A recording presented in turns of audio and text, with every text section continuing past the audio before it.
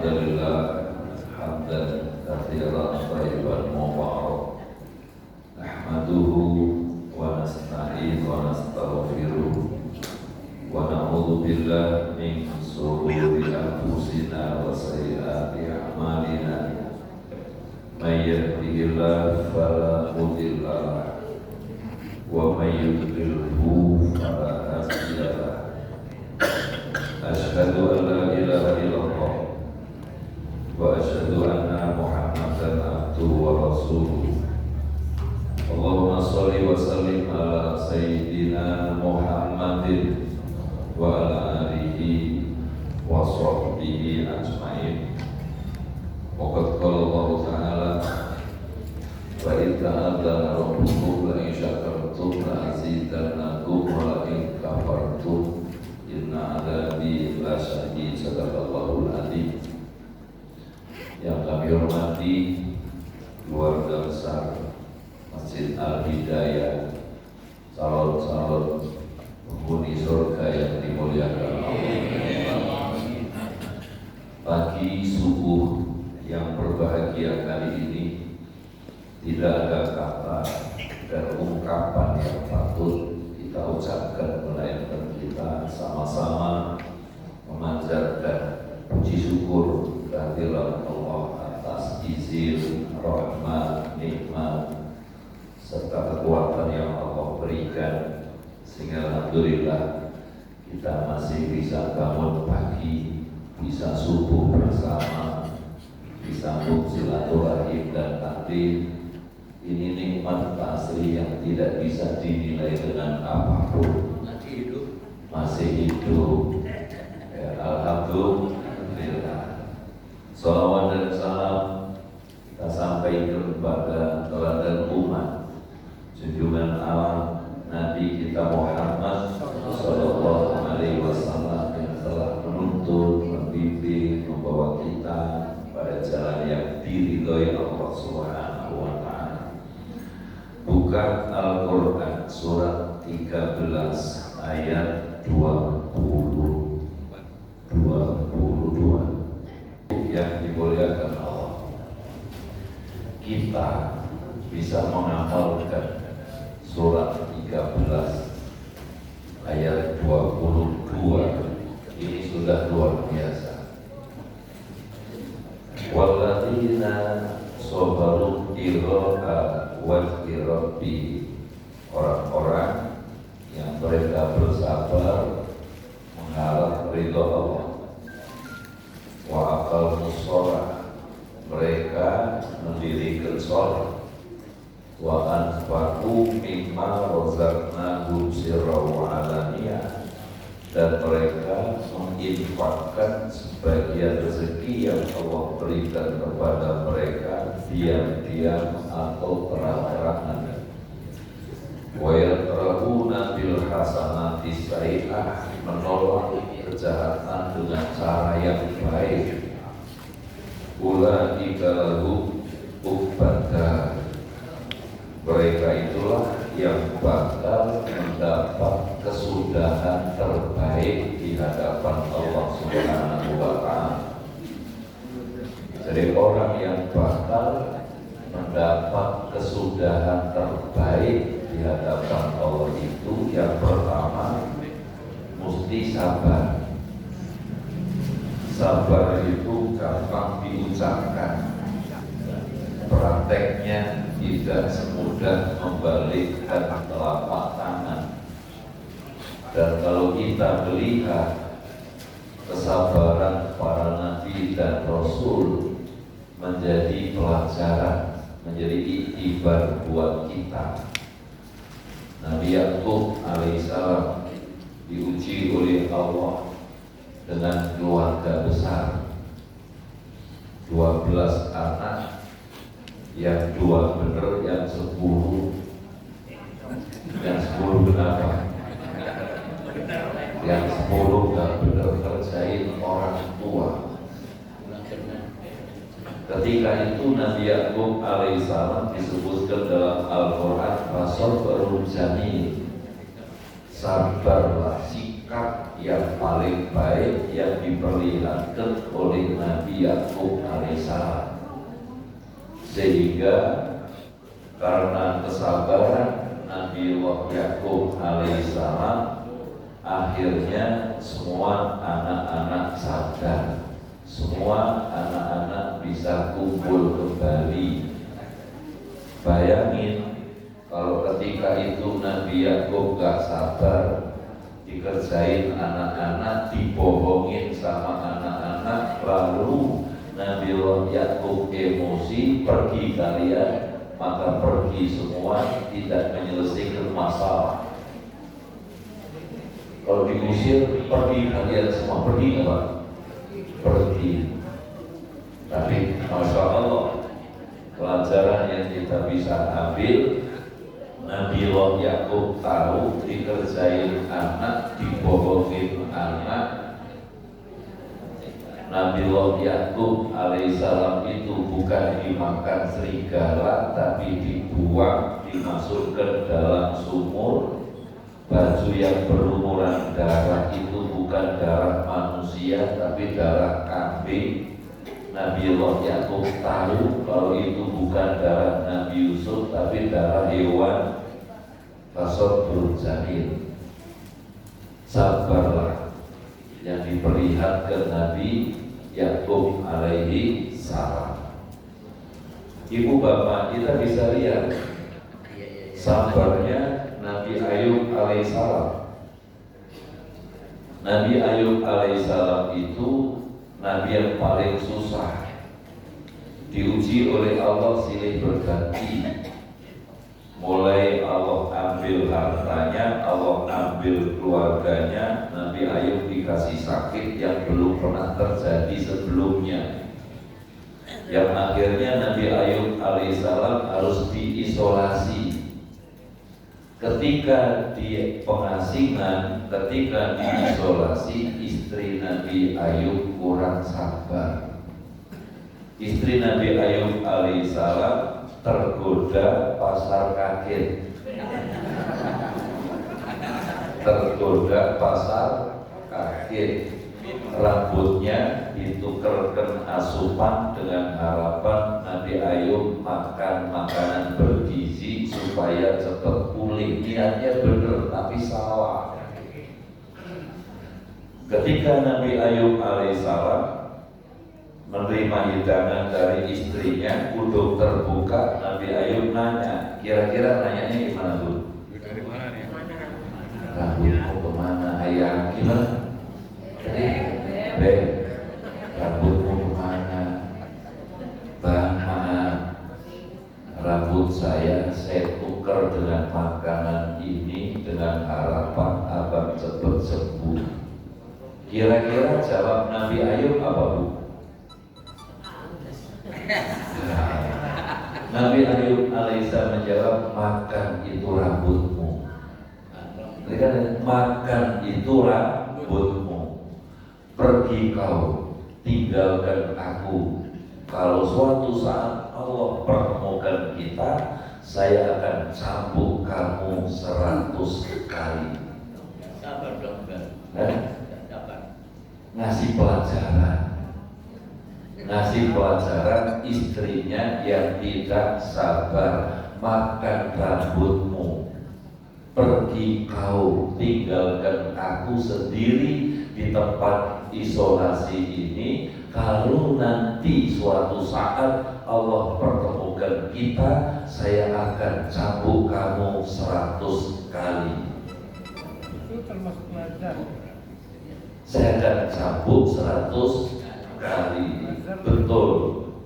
Ibu bapak, pergilah istri Nabi Ayub. Setelah istri Nabi Ayub pergi, Nabi Ayub hanya mengadu kepada Allah. Di surat 23 ayat 83. Kalau 23 gak ketemu berarti surat 21 ayatnya benar 83. Coba dibuka. Surat wa ayyuba idnada rabbahu anni massaniya durru wa anta arhamur rahimin. Seperti surat 23 ya. Surat 23 ayat 83. Ingatlah ketika Nabi Ayub alaihissalam beliau mengadu kepada Allah. Surat 21 atau 3? Surat 21 ayatnya 83. Ayatnya benar 83, suratnya 21 Al-Anbiya. Wa ayyuba idnada rabbahu anni massaniyad durru wa anta arhamur rahimin. Ingatlah ketika Nabi Ayub alaihissalam mengadu kepada Allah, Rabb anni massaniyad durru, ya Allah menimpa hamba sakit. Engkau ya Allah sebaik-baik penyayang dari semua penyayang. Dalam kondisi seperti itu Nabi Ayub merasa disayang sama Allah.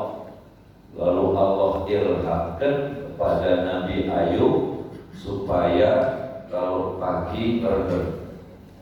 Meredam kemana? Meredam ke laut. Bapak Ibu gak bisa bayangkan perihnya seperti apa. Begitu meredam, belatung-belatung berjatuhan. Setelah meredam, dia meredam air laut, air garam. Setelah direndam, jemur. Rendam, dijemur. Rendam, dijemur. Sekian hari kemudian Allah sebutkan Nabi Ayub alaihissalam. Setelah Allah sebutkan Nabi Ayub alaihissalam, Nabi Allah Ayub mulai nyariin istri, kangen Pak Asri. Katanya diusir, nanti kalau ketemu saya akan cabut 100. Betul, ketemu di pasar.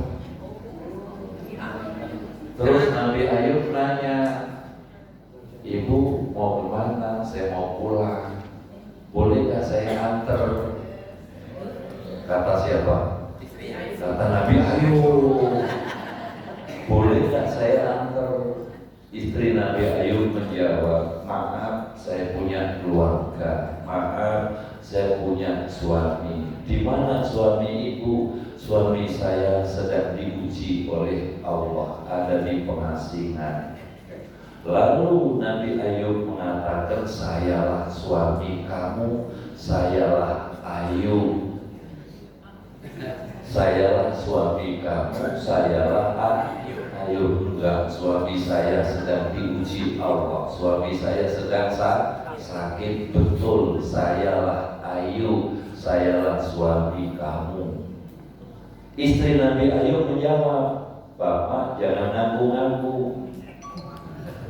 Bapak jangan ngaku-ngaku sebagai suami saya. Biar gimana saya tetap setia. Wah, kata Nabi Ayub, bener istri saya.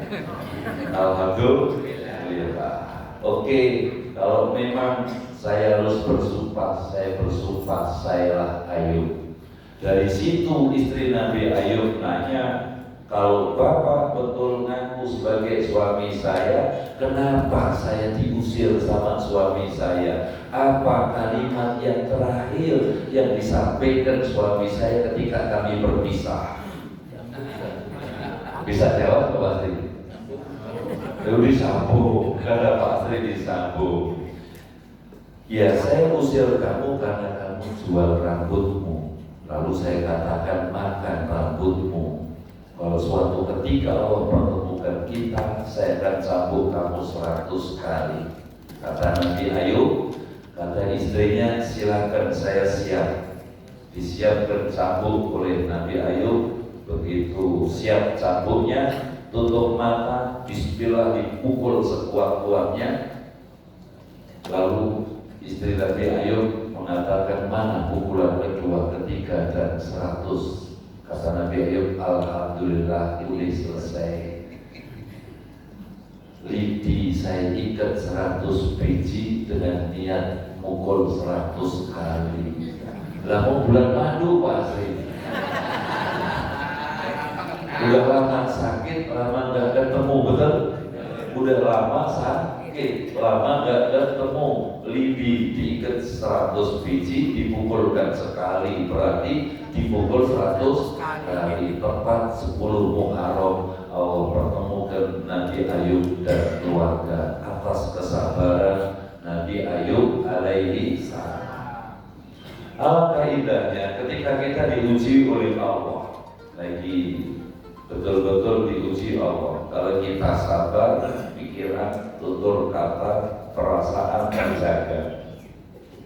Mau ambil obat Pak Asri, badan lagi periang, tangan gemeter, air tumpah. Mau minum obat, air tumpah. Mau bangun gak kuat. Kalau kita sabar, yang keluar dari lisan doa buat anak mantu, doa buat anak cucu. Kalau kitanya sabar. Tapi kalau kita gak sabar, mau minum obat, air tumpah, mau bangun gak kuat, pengawalnya belum datang, ya Allah, anak gak ada yang nungguin saya, gak ada yang perhatian saya, gak ada yang ngurusin saya, gak ada yang sayang saya. Bisikan setan seperti itu. Loh, kok betul? Perasaannya seperti itu. Kalau kita saat itu gak sabar, gak ingat Allah, yang datang itu setan. Coba lihat surat 18 ayat 19. Surat 58 ayat 19. Istahwada alaihimus syaitan fa ansahum dzikrallah ulaika hizbas syaitan ala inna hizbas syaitan humul khasirun. Betul, surat 58 ayat 19. Istahwada alaihi syaitan, setan telah menguasai mereka, maka setan menjadikan mereka lupa sama Allah. Itulah golongan setan. Golongan setan pasti rugi. Itulah ibu bapak, perlunya kita sabar dan bersabar. Ibu bapak saudara, kita bisa lihat sabarnya Nabi kita Muhammad Sallallahu Alaihi Wasallam. Nabi kita Muhammad Sallallahu Alaihi Wasallam suatu ketika dipertemukan hamba Allah yang serba kekurangan, hidupnya mengharapkan kasih sayang orang, ya tinggalnya di pinggir pasar, gak ada orang peduli. Yang peduli justru Nabi kita Muhammad SAW. Hamba Allah ini gak punya tangan, udah gak punya tangan, buta, hanya bisa mengharapkan kasih sayang hamba Allah yang lalu lalang di pasar. Gak ada perhatian. Ternyata yang perhatian itu malah Nabi kita Muhammad SAW. Tadi saya tanya Pak Kiai Effendi mana gitu. Hari ini saya ketemu dari saya nanya dari doa kalau datang beli itu. Alhamdulillah. Ya, tadi saya tanya dari mana Pak Kiai Effendi, lama saya nggak ketemu. Betul saya tanya, nggak taunya bisikannya nyampe kayaknya. Alhamdulillah. Oh, alhamdulillah datang. Bapak Ibu Saudara, setiap pagi Nabi kita Muhammad SAW minta Aisyah tolong siapkan hidangan. Di pasar ada hamba Allah yang perlu dapat perhatian kita. Beliau bawa hidangan, setiap pagi disuapin. Setiap kali si Yahudi yang buta, yang gak punya tangan ini, setiap kali disuapin dia ngomong, "Fulan, nanti kalau kamu ketemu orang yang namanya Muhammad, tolong jangan dengerin dia. Tolong jangan dengerin dia. Ini pembawa ajaran sesat, menyesatkan." Nabi Muhammad SAW tetap senyum dan tetap nyuapin. Besok datang lagi, nyuapin lagi. Setiap datang Nabi Muhammad pasti dicaci maki. Dan itu dilakukan oleh Nabi Muhammad SAW sampai akhir hayat beliau. Ibu kalau ngasih makan orang, bersedekah ke orang, lalu ibu dicaci maki, kira-kira besok datang lagi kan? Kenapa? Marah. Buyur aja. Jangan-jangan buburin malam itu langsung melemparin ke mukanya gitu. Beliau lakukan sampai akhir hayat. Ketika beliau diambil oleh Allah, kebiasaan berbagi itu dilanjutkan sama mertua beliau, Khalifah Abu Bakar. Khalifah Abu Bakar dapat cerita dari Aisyah kalau Nabi Muhammad punya peduli berbagi nyuapin orang buta di pinggir pasar. Ibu bapak yang dimuliakan Allah, begitu pertama dapat suapan dari Khalifah Abu Bakar, si buta ini langsung protes. Siapa ini orang? Rasanya beda, cara nyuapinnya beda. Kalau Nabi Muhammad SAW dihaluskan dulu baru disuapkan, ini langsung disuapkan makanan yang ada. Ini beda, bukan seperti orang yang biasa nyuapin saya. Ini pasti beda. Ibu bapak mendengar itu, Khalifah Abu Bakar langsung nangis. Betul, saya nggak sebanding dengan beliau yang selalu nyuapin Anda. Yang selalu nyuapin Anda itu adalah manusia pilihan Allah. Beliau adalah teladan umat, uswatun hasanah. Beliaulah Nabi kita Muhammad Sallallahu Alaihi Wasallam. Beliau sudah diambil oleh Allah. Ibu bapak saudara, dari situ si Yahudi yang buta tadi ini baru tahu kalau yang selama ini nyuapin adalah Nabi Muhammad Sallallahu Alaihi Wasallam. Akhirnya malu menangis dan malu menangis. Lalu si Yahudi itu mengatakan, "Sodaqta ya Rasulullah, betul engkau wahai utusan Allah. Asyhadu an la ilaha illallah wa asyhadu anna Muhammad Rasulullah." Atas kesabaran Nabi kita Muhammad Sallallahu Alaihi Wasallam berbagi nyuapin orang buta ini, akhirnya terpanggillah si buta itu untuk mengucapkan dua kalimat syahadat. Ibu bapak saudara, lalu buat kita Allah Ta'ala perintahkan dalam surat 18 ayat yang ke-28 supaya kita juga bersabar.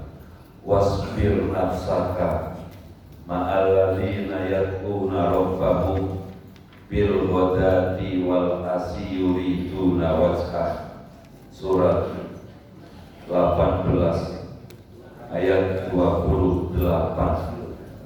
Dan katakanlah wahai Muhammad Sallallahu Alaihi Wasallam, ya wasbir nafsaka. Kebenaran itu ayat berapa bu? Ayat 28 dan bersabarlah engkau Muhammad Sallallahu Alaihi Wasallam bersama orang yang menyeru Tuhannya pada pagi senja hari dengan mengharap keridhoannya. Jangan kedua matamu berpaling dari mereka karena mengharapkan perhiasan kehidupan dunia, dan janganlah engkau mengikuti orang yang hatinya telah kami lalaikan dari mengingat Allah serta menuruti keinginan dan keadaan sudah melewati batas. Ibu bapak saudara, Allah perintahkan kita bersabarlah kamu bersama orang yang mengharap ridho Allah pagi sore. Jangan kamu palingkan matamu terhadap mereka yang berkompetisi urusan dunia. Sebab kalau kita nggak sabar, mata kita melihat orang yang berkompetisi urusan dunia, yang tadinya ngaji nggak ngaji. Kenapa? Orang yang berkompetisi urusan dunia pulang nenteng belanjaan, nenteng segala macam tentengan. Kalau ibu pulang ngaji nenteng apa? Ibu pulang ngaji nenteng apa? Nenteng ibadah, nenteng pahala, nenteng harapan, nenteng besek, nenteng harapan di hadapan Allah Subhanahu wa Ta'ala. Maka surat 18 itu ayat yang ke-46, coba lihat, al-mal wal banun zinatul hayatid dunya wal baqiyatus sholihatu khairun inda rabbika thawaban wa khairun amala.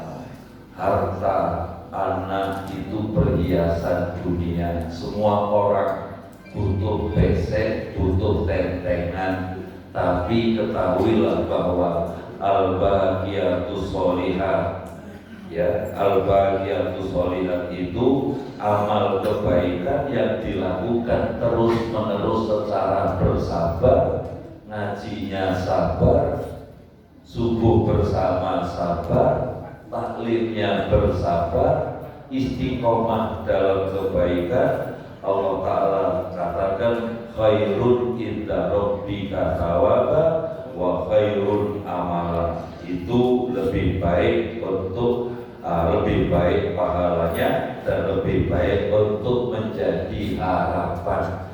Jadi harapan kita kalau bersabar ada harapan nanti di hadapan Allah Subhanahu wa Ta'ala. Makanya Allah perintahkan sabar kamu, karena kalau nggak sabar bubar pasti. Kalau nggak sabar bubar pasti.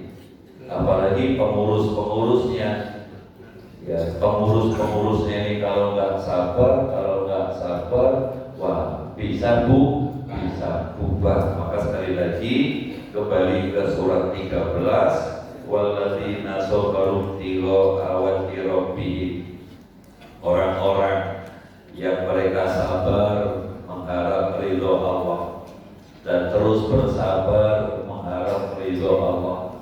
Hari perjalanan saya tanya dari berapa perjalanan sampai sini 20 menit.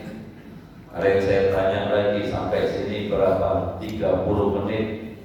Ada rumahnya dari sini berapa kilo, 5 kilo, 7 kilo. Buya 2 jam, karena berangkatnya dari Papua. 2 jam berangkatnya dari Papua. Nah, kalau dari rumah sini jalan kaki percaya 2 jam. Tapi kalau diantar pengawalnya cukup 10 menit. Semua bersabar dan bersabar. Inilah harapan kita di hadapan Allah. Bersabar ini jadikan sebagai harapan. Ini bekal kita yang kita jadikan harapan nanti di hadapan Allah. Itu yang diharapkan Bapak Ibu bersabar. Kalau lihat nilainya sekarang nggak diperlihatkan Allah, nilai kesabaran ini akan diperlihatkan Allah nanti di hadapan Allah Subhanahu wa Ta'ala. Coba surat 76 dibuka. Surat 76 ayat 20. Wa idza ra'aita thamma ra'aita na'ima wa mulkan kabira. Coba dilihat surat 76 ayat 20 kan. Wa idza ra'aita thumma ra'aita na'ima wa mulkan kabira.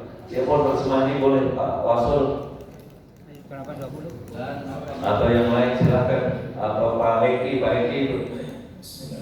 Apabila kau melihat keadaan di sana surga, niscaya kau akan melihat berbagai macam kenikmatan dan kerajaan yang besar.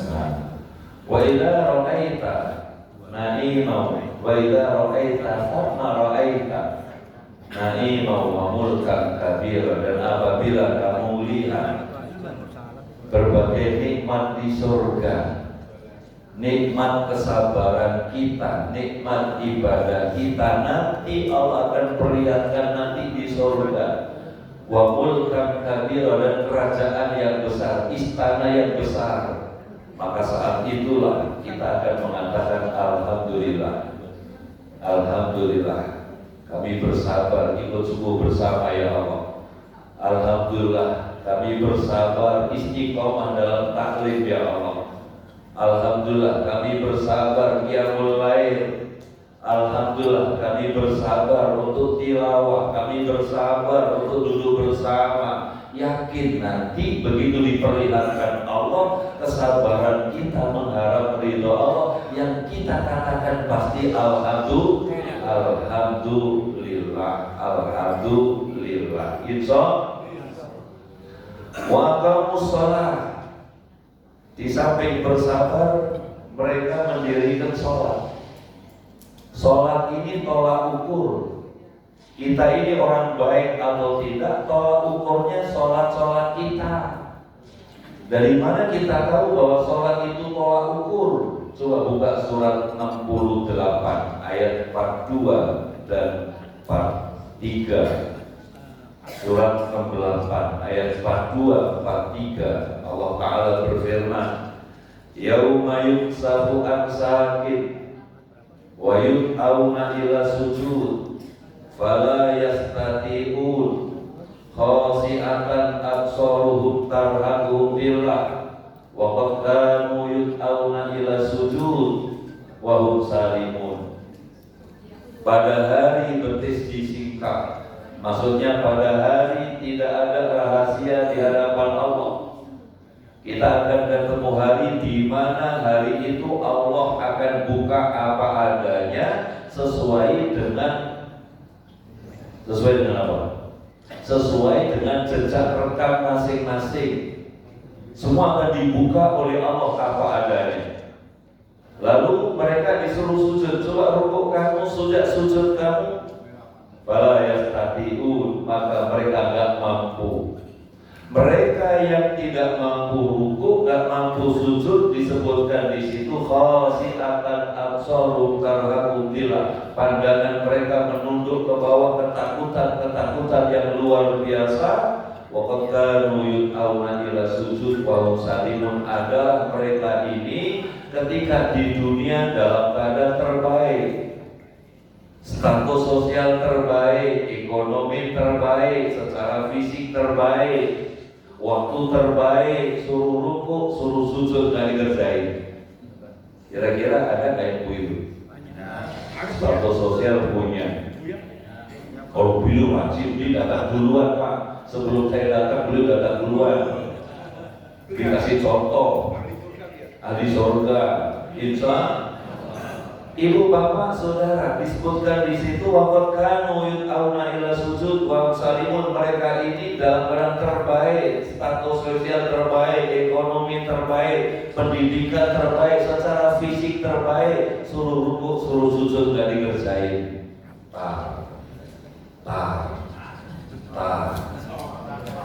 Orang yang begini pasti bakal mengalami kesulitan nanti di hadapan Allah Subhanahu wa Ta'ala. Maka ayo aqamus shalah, dirikan sholat, tegakkan sholat, laksanakan sholat, karena sholat inilah keperluan kita, kewajiban kita kepada Allah Subhanahu wa Ta'ala.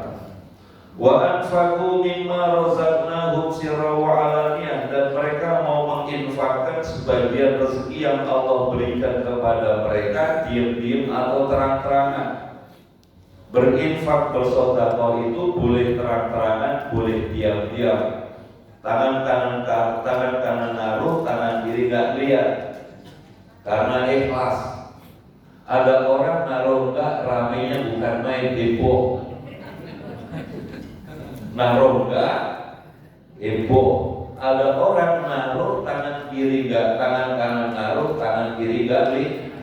Itulah yang disukai oleh Allah. 7 golongan yang bakal dinaungin Allah pada hari tidak ada naungan. Di antaranya ada tangan kanan naruh, tangan kiri enggak lihat. Kenapa? Karena hanya mengharap ridho Allah Subhanahu wa Ta'ala. Dan masih banyak hamba-hamba Allah ketika berinfak, bersedekah, diam-diam, tangan kanan naruh, tangan kiri gak lihat. Itulah orang yang nanti bakal dilindungi oleh Allah pada hari tidak ada naungan kecuali perlindungan Allah Subhanahu wa Ta'ala. Harta kita yang sesungguhnya yang diinfakkan, yang disedekahkan. Buka surat 18 ayat yang ke-96. Ma indakum yanfadu wa ma indallahi baq. Apa yang di tanganmu habis, yang di sisi Allah itulah milikmu yang sebenarnya. Milik kita yang sebenarnya yang dititipkan di masjid, dititipkan di musola, dititipkan di panti-panti, dititipkan tempat-tempat ibadah yang kita lakukan diam-diam atau terang-terangan, itulah milik kita yang sebenarnya, yang bakal jadi bantalnya, jadi gulingnya, jadi kasurnya nanti di hadapan Allah. Harta kita akan membela, wahai Allah, kami mohon si fulan dan si fulan, ringankan beliau, ampunkan beliau, akan membela kita nanti di hadapan Allah Subhanahu wa ta'ala. Ibu bapak, saudara, sementara kalau ibu bapak lihat surat 35 ayat 29, ini yang sering disampaikan Pak Asri, ia jadi orang beruntung. Kalau kita pengen beruntung, disebutkan di surat 35 ayat 29, yaitu Pak Asri baca deh ini longgaran Pak Asri, ini ayat surat 35 ayat 29, baiknya mana?